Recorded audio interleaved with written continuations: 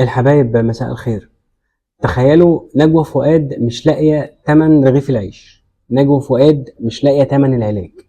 الراقصة الشهيرة في الوطن العربي نجوى فؤاد. القصة وما فيها ان مذيع عمل معاها لقاء، قال لها ممكن ترتدي الحجاب، وهو اهداها يعني طرحة كده، فقالت يا اخويا انا ما عنديش مانع، بس يعني ايه، هات لي واحد يصرف عليا وياكلني ويشربني ويديني مرتب شهري وانا ايه هعتزل. وانا للامانه انا اتصلت بنجوى فؤاد وكلمتها ودردشت معاها في الموضوع ده.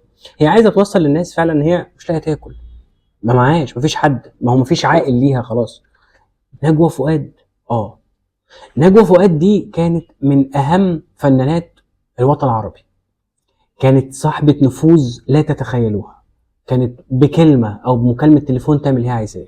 عملت ملايين كتير جدا، لان ما كانش فيه فرح في مصر من بتوع ولاد الاكابر غير لما تكون موجودة فيه نجوى فؤاد.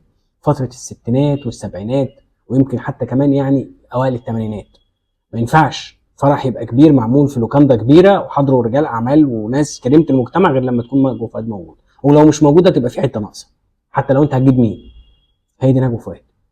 يوصل بيها الحال انها مش لاقيه تاكل، اه، عشان تعرف بس انها ملهاش امان، الدنيا دي ملهاش امان، وعشان تعرف بس ان هي ماشيه بالستر، مش بفرض العضلات، مش بالشطاره، مش باي حاجه تانية، اقسم بالله بالستر بس. وفي لحظه لو قلبت عليك هتلاقي نفسك في حته تانية انت عمرك ما كنت تتوقع ان انت تروح لها. افتكرت دلوقتي وانا بكلمكم قصه احمد الريان، رجل الاعمال الاشهر في مصر. والناس اللي ما تعرفش من الشباب الصغير، احمد الريان ده كان رجل اعمال شهير جدا جدا جدا، من اغنى اغنياء قارون عصره. وده يعني كان صاحب القضيه الشهيره بتاعه توظيف الاموال في مصر. اتسجن وفضل فتره كبيره، سنين في السجن، وخرج بعد ثوره يناير. المهم، حد صديق لينا كان شغال في قناه في برنامج كبير، وكلمه علشان يستضيفه بعد لما خرج من السجن، فقال لهم انا عايز 5000 جنيه. فقالوا له 5000 جنيه؟ قال لهم اه، ومش هاجي غير بال 5000 جنيه لان انا الدنيا يعني بايظه معايا شويه. راح الراجل صديقنا ده لصاحب القناه وقال له ده احنا طلبنا احمد الريان يجي، فطلب 5000 جنيه. قال لهم طلب 5000 جنيه؟ قال له تخيل. قال له ادوا 10، ادوا 10000 جنيه. ليه؟ قال لهم انتوا ما تعرفوش الريان؟ يا ريان، الريان ده اول واحد في مصر مسك المليار جنيه.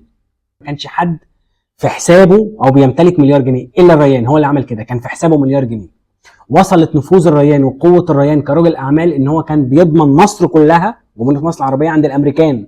لما كانت مصر بتيجي عايزه تستورد مثلا قمح او تستورد ذره صفراء من مصر، من امريكا، وما معاش فلوس، ما كانتش امريكان يبعتوا الذره لمصر او القمح لمصر غير لما الريان يقول لهم عندي، ما تقلقوش، يقول للامريكان ما تقلقوش، لو تعثروا في السداد انا هسدد. فكان هو يعني بيثقوا فيه جدا. يوصل بيه الحال، اه، بعد المليارات دي كلها، اه، هي كده. ونجوى فؤاد بعد السلطه والنفوذ والشهره، يا جماعه ده هنري كيسنجر اللي هو وزير خارجيه امريكا، يعني في فتره السبعينات لما جه مصر هنا وقابل نجوى فؤاد، وقع في حبها وبس الايادي والرجلين عشان تتجوزوا، ورفضت، قالت يا عم انت راجل ديانه وانا ديانه. وبعدها كان يعني يتمنى لها رضا ترضى. فنجوى فؤاد دي كانت حاجه تانية خالص، علاقات مع عبد الناصر وعلاقات، وهي على فكره اللي حضرت افراح وعيال عبد الناصر وعيال السادات. يعني يوصل بيها الحال مش لاقي تاكل.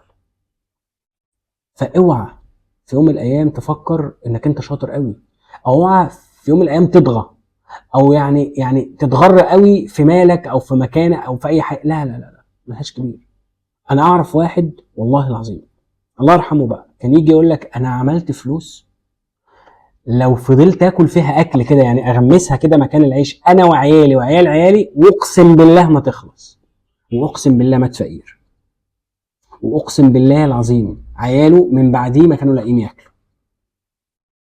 هو كان عامل فلوس بالمناسبه، يعني هو كان مسافر بره فتره كبيره جدا وعامل بيزنس كبير جدا وكان معاه فلوس، راحت ما تعرفش.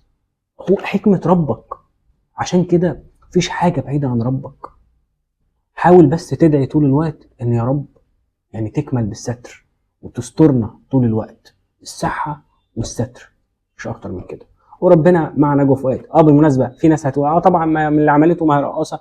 انا بتكلم عن حاله انسانيه، واحده عندها 85 سنه وطريحه الفراش مريضه طريحه الفراش، يعني انا كنت بكلمها النهارده قالت لي انا من 3 4 ايام كنت عامله عمليه، كنت في غرفه عمليه. فيعني المهم يعني، فانا بتكلم عن حاله انسانيه.